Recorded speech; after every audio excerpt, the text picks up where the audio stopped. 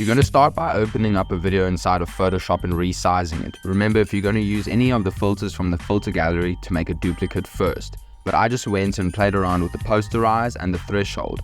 Remember to make the threshold multiply blend mode, as this will only make it affect the shadows and give it that comic book look.